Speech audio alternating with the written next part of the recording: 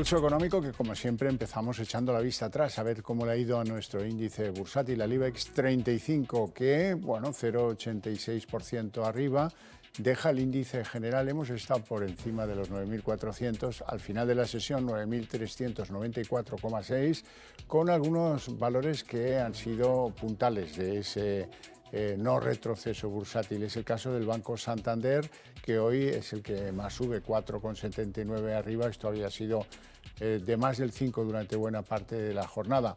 Amadeus, pues hoy sube 3,05 y Unicaja 2,72. Por el lado de los que hoy han tenido peor ejecutoria, la que peor, Laboratorios Grifols, se deja en la sesión 9,07, Logista 4,57 y Fluidra 4,37. Bien, y a continuación les voy a adelantar algunos de los temas que seguro más les interesan del debate económico que mantenemos aquí sobre esta mesa cada tarde con los mejores expertos para que a ustedes no se les escape un detalle.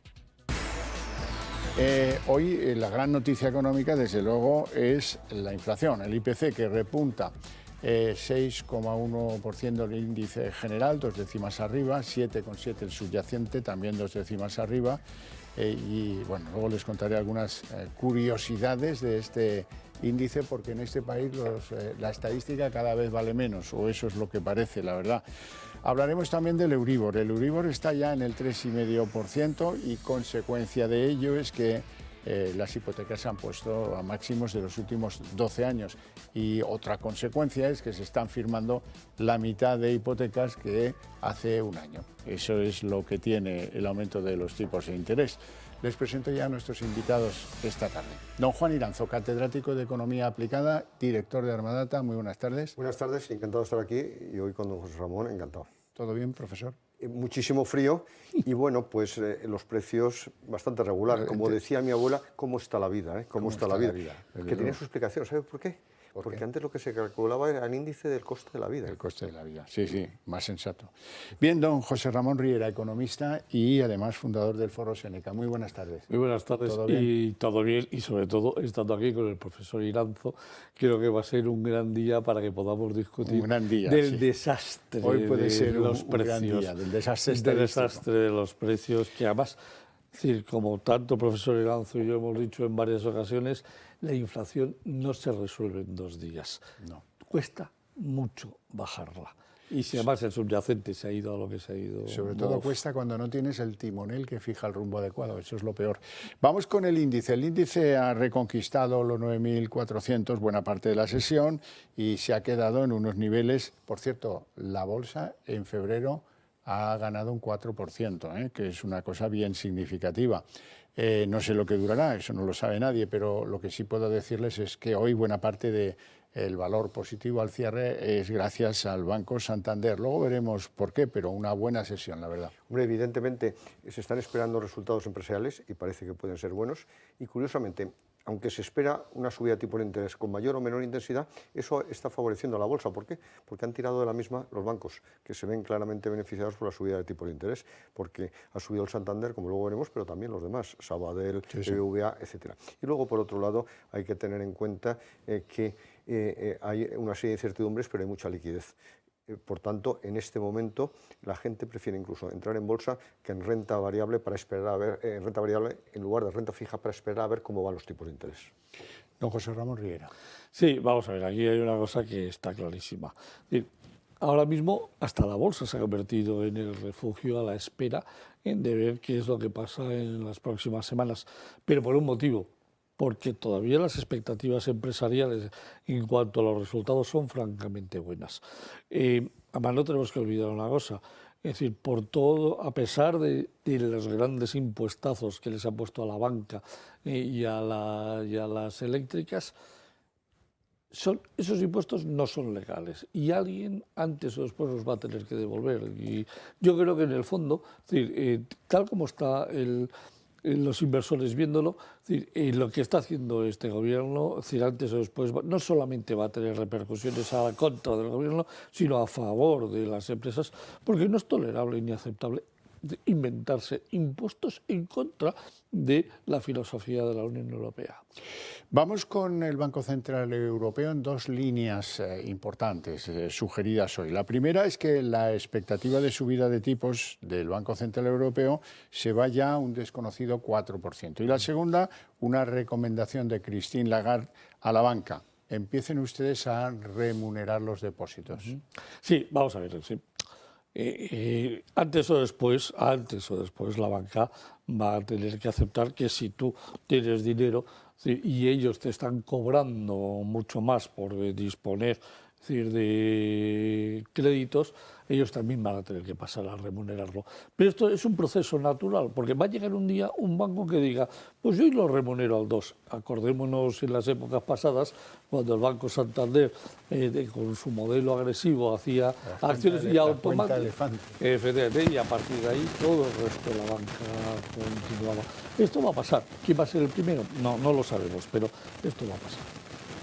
En primer lugar, sinceramente, yo creo que van a subir los tipos de interés, pero al 0,5%. A mí me cuesta muchísimo ver en este momento, a corto plazo, los tipos de interés del Banco Central Europeo en 4%, que sería además una cifra histórica. No porque no haya inflación, que la hay, se ha puesto en manifiesto en Francia, etcétera, pero mira lo que puede ocurrir. Te pido, por favor, un parón. Volvemos al punto ese porque falla tu micro y esto lo vamos a resolver enseguida. La inflación, que va a ser el tema del día, aunque el profesor Iranzo tiene que terminar lo que estaba diciendo de los tipos del Banco Central Europeo. Pero bueno, hombre, lo de la inflación es que hoy es muy llamativo. Se rompe el esquema de lo que dice el gobierno, se nos dijo estamos ya cuesta abajo, en la rodada, ya hemos tocado techo, esto va a ir fenomenal y hoy los datos de inflación en España demuestran que la inflación repunta. 2 décimas, sí, 2 décimas, que no es para 2 décimas en este caso son muy importantes, muy importantes. Vamos a ver a continuación qué es lo que ha pasado con los datos del IPC. El índice de precios de consumo subió un 1% en febrero en relación al mes anterior y elevó 2 décimas su tasa interanual hasta el 6,1%, por el encarecimiento de la energía y los alimentos, según los datos avanzados publicados este martes por el Instituto Nacional de Estadística. Con esta subida, la inflación encadena 2 meses consecutivos de ascensos en su tasa interanual y se sitúa en su valor más alto desde el pasado mes de noviembre, cuando el IPC alcanzó el 6,8%. El dato de febrero, que deberá ser confirmado por Estadística a mediados del mes que viene, es 4,7 puntos inferior al pico alcanzado el pasado mes de julio, cuando la inflación escaló hasta el 10,8%. Según el INE, la subida del IPC interanual se debe principalmente al encarecimiento de la energía y a que los precios de los alimentos y bebidas no alcohólicas han subido más de lo que lo hicieron en febrero de 2022. Por el contrario, Estadística destaca que en febrero bajaron los precios de los carburantes y del transporte combinado de pasajeros. Esto último como resultado de los bonos gratuitos al transporte puestos en marcha por el Gobierno y complementados por las comunidades autónomas. Finalmente, el INE incorpora la estimación de la inflación subyacente, que en febrero subió 2 décimas hasta el 7,7%, situándose 1,6 puntos por encima del IPC general y en sus valores más altos en más de 40 años. ¿Qué significa el repunte en febrero de los precios? Significa que las medidas acordadas por el Gobierno no son suficientes y que eso no sirve. Se nos había contado otra película, pero hoy los datos ya demuestran claramente que hay un repunte en febrero. Pues evidentemente. Es que no nos hemos informado bien de dónde compró la vicepresidenta Calviño, porque si hubiéramos ido todos a ese supermercado no hubieran ocurrido los problemas que en este momento se están sucediendo. Hay que tener muchísimo cuidado, como muy bien decía José Ramón, con la inflación, pero sobre todo con la subyacente. En primer lugar, ¿qué es lo que ha pasado? Pues que ha vuelto a subir la energía eléctrica porque ha hecho mucho frío en los últimos días del mes, pero sobre todo han subido 8 décimas los alimentos, con lo que se pone de manifiesto que esto ha sido un fracaso. Y lo hemos dicho en muchas ocasiones. Si es que los costes vinculados a la distribución comercial tienen unas regulaciones que cuestan del orden de 8.200 millones, que eso es donde hay que bajar los costes medioambientales, etcétera. Por ejemplo, el impuesto a los plásticos. Y luego, por otro lado, la inflación subyacente a mí me preocupa enormemente. No porque solo sea récord, no porque esté muy por encima del IPC, sino porque ya está demostrando que estamos viviendo un efecto segunda vuelta, es decir, precios, salarios. Ya los agentes económicos queremos mantener nuestro poder adquisitivo, subimos los precios, suben los salarios y ahí entramos en una espiral peligrosísima. Y en eso estamos. Y pararlo es muy difícil. El Gobierno, además, está aplicando una política fiscal restrictiva, que es la única disponible a corto plazo. No, todo lo contrario, expansiva. Está atizando el incendio. Por tanto, yo estoy francamente preocupado. Eso sí, creo que el Banco Central Europeo, como decía antes, va a subir los tipos de interés, medio punto inmediatamente, pero a mí me cuesta mucho verlos en el 4%, por una razón muy sencilla, porque hay un equilibrio muy complicado. Se está produciendo una clarísima desaceleración de la actividad económica en toda Europa. Hoy Finlandia ya nos ha dado recesión, como lo veremos, pero en general estamos ante una desaceleración. Por tanto, a mí me cuesta ver ese paso del 3,5 al 4 por parte del Banco Central Europeo. Bueno, José Ramón Riera, ¿hay un fracaso en lo aplicado para contener los precios? Vamos, un fracaso absoluto. Primero, yo creo que es muy importante. Y los precios no han subido un 0,2. Los precios en febrero han subido un 1%. Un 1%. Ese es el dato que hay que mirar. Es decir, el precio de los precios. El intermensual al que se refería Sánchez. Claro, no, perdóname. Es que, vamos a ver, ese es lo que han subido desde el mes de enero al mes de febrero, han subido un 1% los precios. Acumulado en el año solo suben un 0,2, porque el año pasado subieron un 0,8, ahora suben un 1, con lo cual el incremento es un 0,2. Pero la realidad es que acabamos de meterle a los precios otro 1% más de coste y más de gasto para cualquiera que quiera comprar. Número uno. Número dos, se les olvida que en la cesta de la compra los españoles comemos mucha carne y mucho pescado. Y se les olvida que si de verdad queremos atacar, es decir, el problema de la inflación de los alimentos, hay que dejar de ser veganos. Tenemos un gobierno que dice que es vegano, o sea, no come carne, no come pescado, porque entonces, es decir, no baja el IVA. No, o sea, perdóneme usted, señor Sánchez, que cada vez que se monta usted en el Falcon, bien que se pone de jamón, y el jamón es del cerdo, y el cerdo no es el vegano, ¿eh? O sea, esto no nos olvidemos, número uno. Número dos, el mes pasado dijeron que los precios bajaron, ¿por qué? Un 0,2, ¿por qué?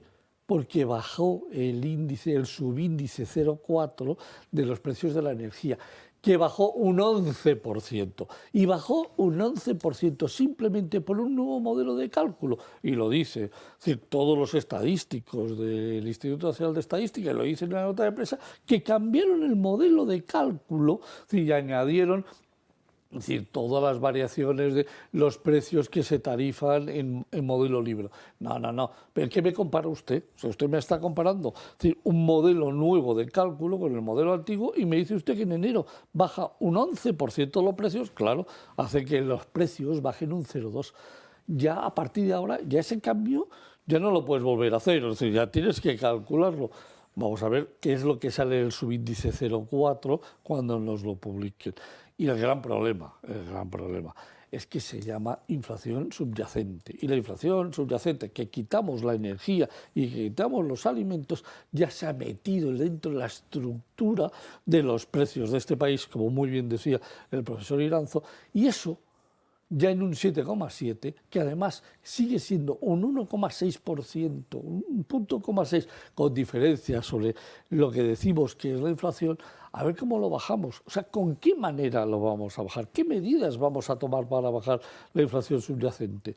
Si ni el Gobierno, o sea, ni el Banco Central Europeo, ni el Gobierno sabe qué es lo que hay que hacer para bajar la inflación. Bueno, pues vamos a darle una idea. En primer lugar, decir que lo que nos estamos es empobreciendo en cuanto a la alimentación, pero no por vocación vegana, sino por necesidad. Se está reduciendo espectacularmente el consumo de carne y pescado, de proteínas, como consecuencia de los precios, y volvemos a hidratos de carbono. Y eso es gravísimo porque se está produciendo un empobrecimiento también en nuestra alimentación. Todo lo contrario de lo que ocurrió en los años 60, que pasamos de consumir hidratos de carbono a proteínas. Y luego, por otro lado, ¿qué es lo que tiene que hacer? Política fiscal restrictiva. Lo primero que tiene que hacer, ya anunciarlo inmediatamente. En segundo lugar, quitar todos los estorbos, como decía Jovellanos, del sistema económico. 8.200 millones ha estimado el Instituto de Estudios Económicos que son los estorbos dentro del sector de la distribución comercial. Lo ha cuantificado. Eliminarlos significa una bajada del IPC rápidamente del 1,9%, 1,9 puntos. Y por otro lado, un aumento de la renta disponible de los españoles de 400 euros. Pero además aumenta la recaudación. ¿Qué tiene que hacer también? Bajar los impuestos indirectos, deflactar la inflación. Y por otro lado, deflactar en el IRPF la inflación, etcétera. Tiene muchas cosas que hacer.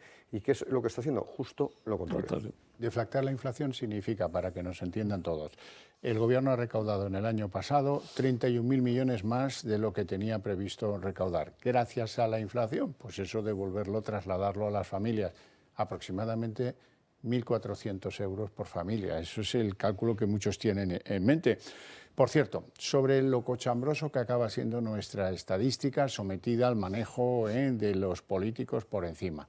Quiero que vean el siguiente cuadro. Este cuadro es muy sencillo, es la base de conocer cómo está la cosa de la inflación. Bueno, pues 6,1 el índice general, 7,7 como queda dicho el subyacente, y esto que ven abajo, alimentos y bebidas, esto es muy sencillo. Aquí el mes pasado poníamos 14,5 y la flecha roja hacia arriba y ya quedábamos tan tranquilos, pero resulta que, bueno, tan tranquilos no, tan horripilados, resulta que el Instituto Nacional de Estadística no se sabe muy bien por qué criterio, no aporta cuánto han subido los alimentos y las bebidas no alcohólicas y nos dice que desde luego ha sido mayor que lo que teníamos en febrero del año pasado, que era el 0,8. O sea que yo, con la linterna de Diógenes, lo único que les puedo decir es que lo que dicen los estadísticos de este país es que los alimentos y las bebidas han subido más de un 0,8, pero a lo mejor es un 15. Pues claro, efectivamente. No. Y luego, por otro lado, nos dijeron, y no lo explicaron con una encuesta de presupuestos familiares, que había que bajar la ponderación de los alimentos, que pasaron del 23% al 20%. Por tanto, al 19,2%. Al 19,2 exactamente. De tal manera que si el impacto hubiese sido superior, evidentemente hubiéramos distorsionado todavía más los precios. Los alimentos están creciendo espectacularmente y, señores de Podemos, eso no se resuelve topando los precios, como hoy han vuelto a insistir. Eso se resuelve favoreciendo la competencia en los mercados. Sí, vamos a ver. Es decir, el IPC del subíndice 0,1, que es el de la alimentación y las bebidas, fue el mes pasado un 15,4%. Si ahora nos dicen que con respecto a febrero del año pasado, es decir, ha subido un 0,8%, tendremos que hacer el cálculo, pero seguro que estamos... Que es más de lo que subió en febrero del año pasado, que es un 0,8. Claro, es decir, con lo cual estamos bastante más. Europa sigue teniendo un problema, ¿eh? Ojo, que Europa está muy por encima de España, casi 2 puntos, es decir, está casi en el 18%. Hay países que están en el 26%, sí. Y en energía hay países como Alemania que están en un 26% de Nos apostamos un pincho de tortilla, don Javier, sí, a que en la revisión definitiva de mediados del mes de marzo de los datos de febrero vuelve a subir como ocurrió con el mes pasado, pues que se pasó del 5,8 interanual al 5,9. Claro. Yo creo que se va a revisar al alza. Está claro. Yo apuesto por el señor Iranzo, por cierto, a favor. A favor de Iranzo, todos a favor en esta mesa, a favor de Iranzo. No hay a nadie le vaya a pagar el pincho. Nos pague el pincho. Bueno, hay un dato, un mantra, hoy insistía en ello la ministra de Hacienda, María Jesús Montero, dice, bueno, seguimos teniendo, no es grave, porque seguimos teniendo el IPC más bajo de la zona euro. Falso. Es que tiene mala suerte María Jesús Montero. Hoy ha salido el francés eso es. Y es el 6, no el 6,1. Luego, oye, vamos a ver, dejemos de dar mensajes inciertos. Ya está bien, un poco de respeto por la verdad. La verdad es comparar las cosas, simplemente, pura y simplemente. Bueno, tenemos que hablar de el Euribor, porque ya está en el 3,5%, consecuencia de ello, pues la mitad de las hipotecas que se habían cerrado el mismo mes del año pasado y, las hipotecas están en máximos de hace 12 años y eso es, para muchos españoles, un elemento grave. Y además con una subida espectacular. Hay que tener en cuenta que el año pasado, por estas fechas, justo el Euribor dejaba de estar en términos negativos. Por tanto, ha subido 3,5 puntos, un poquito más, en menos de un año. De tal manera que eso tiene un impacto muy negativo sobre las hipotecas a tipo de interés variable. Se estima que la hipoteca media fijada en 149.000 euros tiene un coste adicional de 3.200 euros por esta subida de tipos al año, de tal manera que eso tiene un efecto muy importante sobre el poder adquisitivo de las personas. Hoy también Podemos lo ha solucionado con su solución mágica: prohibamos subir las hipotecas. Es la solución mágica de los comunistas, que tantos éxitos ha tenido en sus países. Y luego, por otro lado, eso sí, nosotros ¿cuánto tiempo llevábamos diciendo que se pasaran a tipo de interés fijo, que era muy atractivo hace 2 años, etcétera, y que era casi imposible que los tipos de interés se mantuvieran tan bajos? Yo no pensé nunca que el Euribor iba a subir tanto a tan corto plazo de tiempo, pero evidentemente era lógico que dejase de ser negativo. Sí, pero no nos olvidemos, es decir, que este mes el Banco Central Europeo en marzo va a subir el 0,5, se va a colocar el 3. Y automáticamente... Sí, evidentemente. Yo también estoy con el profesor de que va a ser difícil ver el 4, pero ojo, como decía el refrán, o cosas veredes buen cid que farán fablar las piedras. Aquesta puede ser una de ellas. Es decir, de verdad, es decir, yo no quiero ver el 4% en el tipo de interés del Banco Central Europeo, pero por otro lado, mientras siga habiendo el IPC de Europa, de la Unión Europea, en el 10, de la zona euro en el 8,5, pero en Europa del 10, sí, yo creo que vamos a ver todavía cosas muy duras. Lo que sucede es que tendría un efecto limitado la subida de tipo, evidentemente lo tiene, porque ¿cuál es el objetivo? Cuando una economía va muy acelerada, tú lo que haces es desacelerar subiendo los tipos de interés, pero ¿qué es lo que pretendes desacelerar? El consumo, básicamente. El consumo se está hundiendo. Los últimos datos son crecimientos negativos. Por tanto, probablemente ya en este momento, sí hace unos meses, el problema de la inflación no viene del lado de la demanda. Por otro lado, viene del lado de los costes de la oferta. Bueno, ha habido fuertísimas subidas de los costes energéticos, que ahora depende de los momentos, hay volatilidades, pero se están amortiguando. El problema fundamental es la inflación estructural, vinculada básicamente a los costes medioambientales. Lo hemos dicho en infinidad de ocasiones. Y luego el efecto segunda vuelta, precios salarios. Eso no se resuelve subiendo los tipos de interés, sino moderando el salario mínimo interprofesional, que aquí criticamos. Sí, pero fíjate una cosa, simplemente, el Banco Central Europeo, el Banco de España publica datos de cómo está el ahorro de los hogares y el ahorro, o sea, los depósitos de las empresas, y de pronto, en el mes de enero, han caído en 37.000 millones. ¿Qué quiere decir? Que las economías domésticas, los hogares, están sacando ahorros para poder consumir. Es decir, con lo cual, y por otro lado, porque no les queda otro remedio, es decir, no llegan a fin de mes, tiran de los ahorros y siguen consumiendo.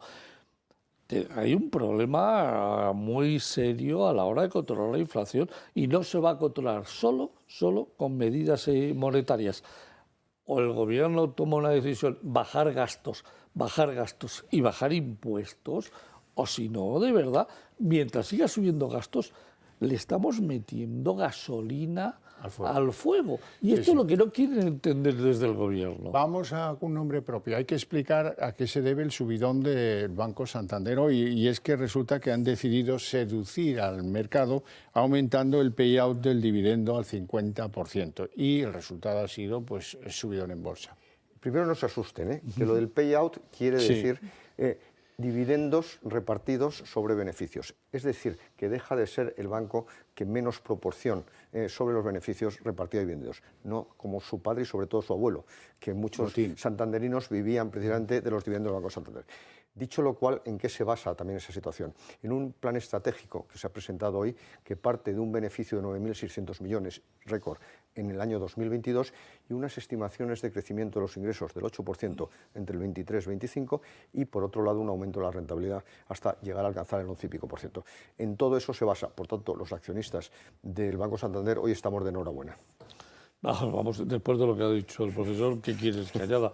Es que tiene los datos exactos y además es que lo ha explicado más didácticamente imposible. Bueno, déjenme terminar contando que ya hay un país de la Unión Europea que ha entrado en recesión técnica. Se trata de Finlandia, que en un análisis somero de lo que ha sido su segunda mitad de Producto Interior Bruto, pues ya está en un claro proceso de recesión técnica. Menos 0,6%, después del tercer trimestre fue menos 1%, por el hundimiento del consumo, de la inversión y de las exportaciones sobre todo. Claro. Bueno, no tenemos tiempo para más, lo dejamos aquí con mi agradecimiento a estas dos cráneos privilegiados de la economía y a ustedes por su interés. Eso tiene premio. A la vuelta de publicidad abrimos aquí mismo la redacción abierta con todo lo que trae la política.